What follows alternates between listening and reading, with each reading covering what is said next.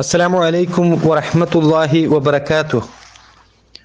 بسم الله الرحمن الرحيم. الحمد لله رب العالمين حمدا كثيرا طيبا مباركا فيه والصلاة والسلام على نبينا محمد وعلى آله وأصحابه أجمعين. أما بعد. സഹോദരങ്ങളെ, സൂറത്തുൽ ബഖറയിലെ 89ാമത്തെ ആയത്താണ് ഇനി നമുക്ക് പഠിക്കാനുള്ളത്. ولما جاءهم كتاب من عند الله مصدق لما معهم وكانوا من قبل يستفتحون على الذين كفروا فلما جاءهم ما عرفوا كفروا به فلعنة الله على الكافرين. ഇവിടെ ഈ ആയത്തിൽ പരാമർശിച്ചിട്ടുള്ള വാക്കാർത്ഥങ്ങൾ വലമ്മാ ജാഅഹും അവർക്ക് വന്നപ്പോൾ, കിതാബുൻ ഒരു ഗ്രന്ഥം അല്ലെങ്കിൽ ഒരു വേദഗ്രന്ഥം, മിൻ ഇൻദില്ലാഹ് അള്ളാഹുവിൻ്റെ അടുക്കൽ നിന്ന്, മുസ്വദ്ദിഖുൻ സത്യമാക്കുന്ന അല്ലെങ്കിൽ ശരിവെക്കുന്ന, ലിമാ മഅഹും അവരുടെ കൂടെ ഉള്ളതിനെ, വകാനു അവരായിരുന്നു താനും, മിൻ ഖബുൽ മുമ്പ്, യസ്തഫ്തിഹൂൻ അവർ വിജയം അർത്ഥിക്കും, അലല്ലദീന യാതൊരു കൂട്ടർക്ക് എതിരിൽ, കഫറു അവർ അവിശ്വസിച്ചു, ഫലമ്മാ ജാഅഹും എന്നിട്ട് അവർക്ക് വന്നപ്പോൾ, മാ അറഫു അവർക്കറിയാവുന്നത്, കഫറൂ ബിഹ് അതിൽ അവർ അവിശ്വസിച്ചു, ഫലഅനത്തുല്ലാഹി ആകയാൽ അള്ളാഹുവിൻ്റെ ശാപം അലൽ കാഫിരീൻ അവിശ്വാസികളുടെ മേൽ ഉണ്ടായിരിക്കും. അപ്പൊ സഹോദരങ്ങളെ, ഈ വാക്കാർത്ഥങ്ങൾ ചേർത്ത് കഴിഞ്ഞാൽ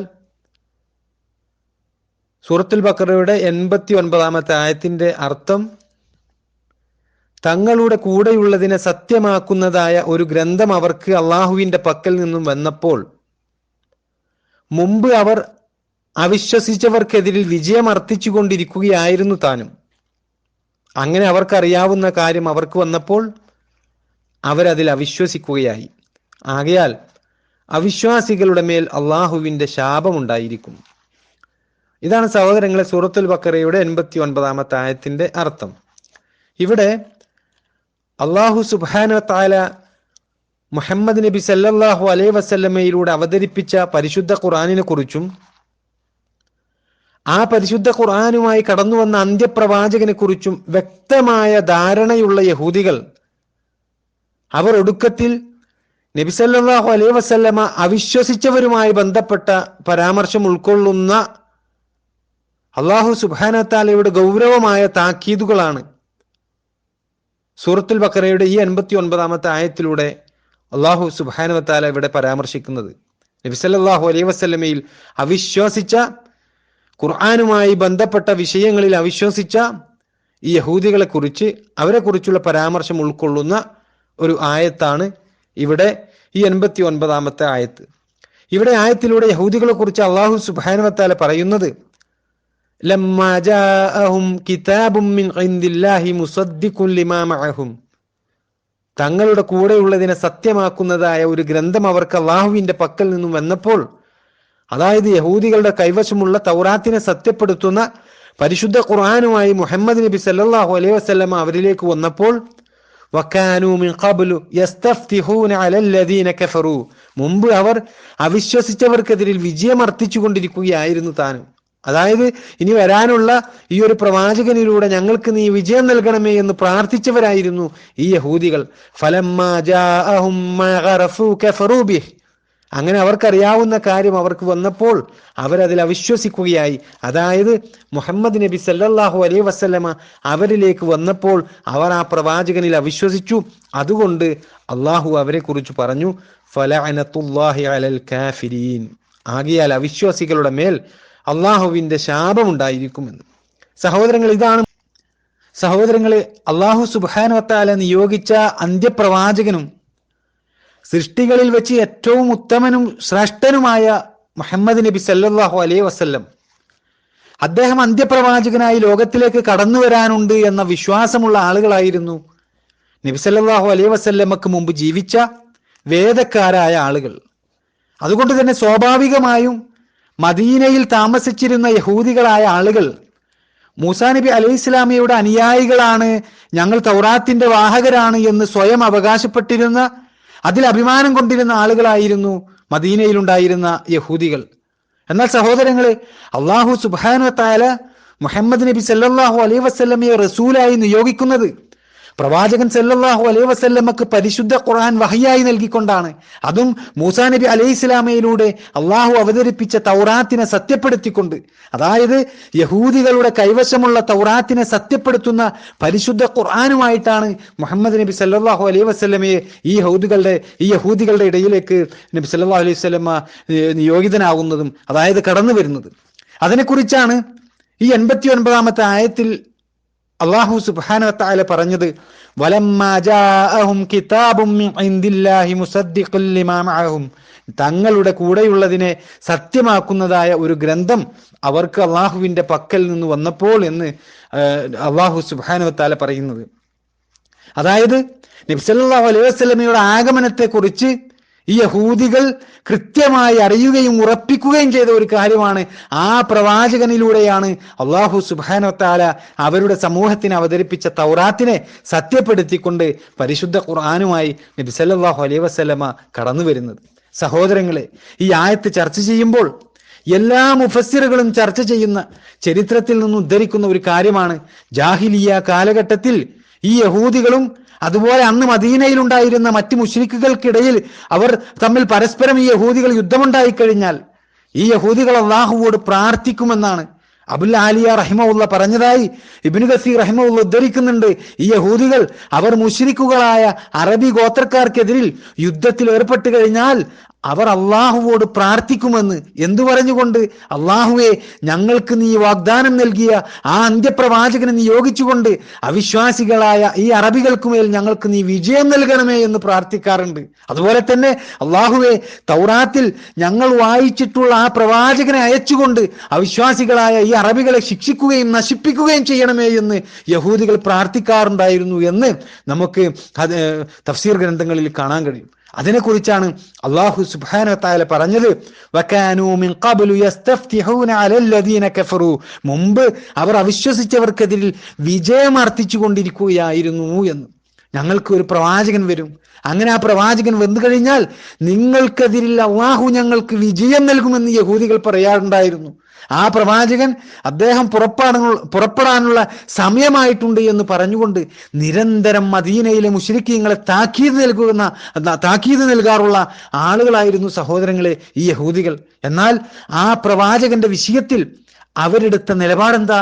അല്ലാഹു സുബ്ഹാനഹു വ തആല പറയുകയാണ്, ഫലമ്മാ ജാഅഹും മാ ഗറഫൂ കഫറൂ ബിഹി, അങ്ങനെ അവർക്കറിയാവുന്ന കാര്യം അവർക്ക് വന്നപ്പോൾ അവരതിൽ അവിശ്വസിക്കുകയായി എന്നാണ് അല്ലാഹു സുബ്ഹാനഹു വ തആല അറിയിക്കുന്നത്. അതായത് അവർ പ്രാർത്ഥിച്ചു കൊണ്ടിരുന്ന ആ പ്രവാചകൻ അവരുടെ സമീപത്ത് വന്നപ്പോൾ അവരുടെ കൈവശമുള്ള തൗറാത്ത് എന്ന വേദഗ്രന്ഥത്തെ സത്യപ്പെടുത്തിക്കൊണ്ട് പരിശുദ്ധ ഖുർആൻ ആ പ്രവാചകനിലൂടെ അവതരിപ്പിക്കുകയും ചെയ്തിട്ട് മദീനയിലെ യഹൂദികൾ അത് സ്വീകരിക്കാൻ തയ്യാറായില്ല.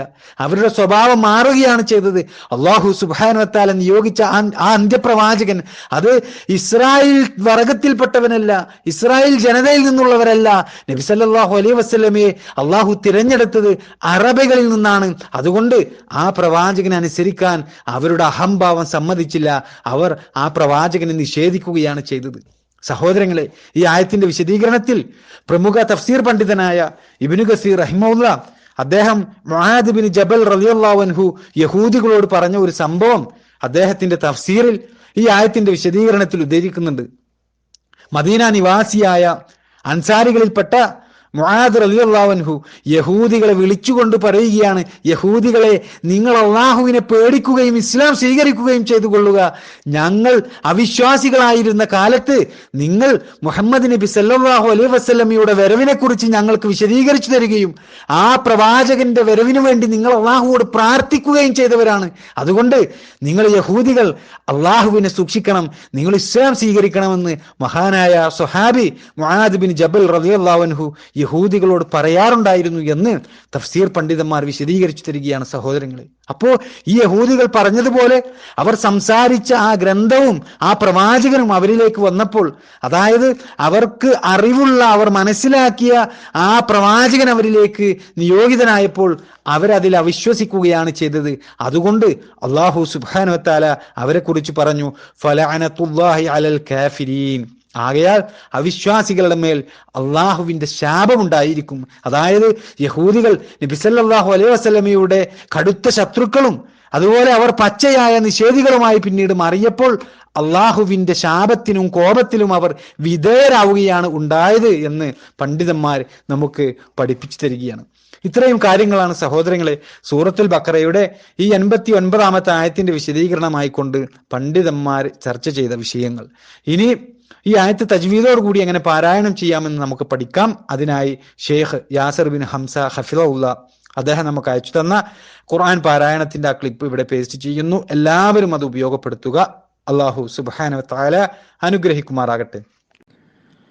ولما جاءهم كتاب من عند الله مصدق لما معهم وكانوا من قبل يستفتحون على الذين كفروا فلما جاءهم ما عرفوا كفروا به فلعنة الله على الكافرين. സൂറത്തുൽ ബഖറയിലെ 89-ാമത്തെ ആയത്താണ് ഇപ്പോൾ ഓതി കേൾപ്പിച്ചത്. ഈ ആയത്ത് പാരായണം ചെയ്യുമ്പോൾ നാം ശ്രദ്ധിക്കേണ്ട ചില നിയമങ്ങൾ ഓർമ്മപ്പെടുത്തുന്നു. ഒന്നാമതായി വലമ്മ, മീമിൻ്റെ മേലെ ശദ്ദ് വന്നു, 2 ഖദർ മണിക്കേണ്ടതാണ്. ജാഅഹും അൽ മദ്ദുൽ മുത്തസിലാണ് നിയമം, 4 5 ഖദർ നീട്ടേണ്ടതാണ്. കിതാബും മിൻ, തെൻവീന് ശേഷം മീമ് വന്നു. മീമ് അൽ ഇദ്ഗാം ബി ഗുന്നയുടെ അക്ഷരങ്ങളിൽപ്പെട്ടതാണ്. ഇൻദില്ലാഹി, സുക്കൂനുള്ള നൂനിന് ശേഷം ദാല് വന്നു. അൽ ഇഖ്ഫാ ഉൽ ഹഖീഖിയാണ് നിയമം. സുക്കൂനുള്ള നൂനിൻ്റെ ശബ്ദം അവ്യക്തമാക്കി മണിച്ചുകൊണ്ട് ഓതേണ്ടതാണ്. വലമ്മാ ജാഅഹും കിതാബും മിൻ ഇൻദില്ലാഹി മുസദ്ദിഖുൻ ലിമാ മഅഹും, തെൻവീന് ശേഷം ലാമു വന്നു. അൽ ഇദ്ഗാം ബിഗൈരി ഗുന്നയാണ് നിയമം. വകാനൂ മിൻ ഖബ്ലു, സുക്കൂനുള്ള നൂനിന് ശേഷം ഖാഫ് വന്നു. അൽ ഇഖ്ഫാ ഉൽ ഹഖീഖിയാണ് നിയമം. അതോടൊപ്പം തന്നെ മണിക്കുമ്പോൾ നാം കനപ്പിച്ചുകൊണ്ട് മണിക്കേണ്ടതാണ്. കാരണം ഖാഫ് ഇസ്തിഅലാഇൻ്റെ കനപ്പിക്കേണ്ട അക്ഷരങ്ങളിൽ പെട്ടതാണ്. മിൻ ഖബ്ലു, കൂടാതെ ബാഇൻ്റെ മേലെ സുക്കൂൻ വന്നതുകൊണ്ട് തന്നെ ഖൽഖല ചെയ്യേണ്ടതാണ്. ഫലമ്മാ ജാഅഹും,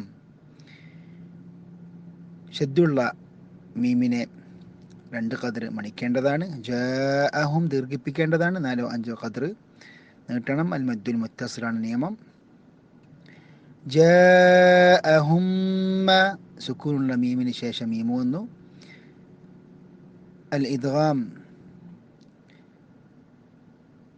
അഷ്ശഫവി അല്ലെങ്കിൽ ഇദ്ഗാം മുതമാഥിലൈൻ സഗീർ എന്നൊക്കെ ഈ ഇദ്ഗാമിനെ പറയും. ഫലഅനതുല്ലാഹി അലൽ കാഫിരീൻ, നിർത്തുകയാണെങ്കിൽ 2 4 6 ഖദർ നീട്ടാവുന്നതാണ്. ഒന്നുകൂടി നമുക്ക് ഈ ആയത്ത് പൂർണ്ണമായും കേൾക്കാം. ولما جاءهم كتاب من عند الله مصدق لما معهم وكانوا من قبل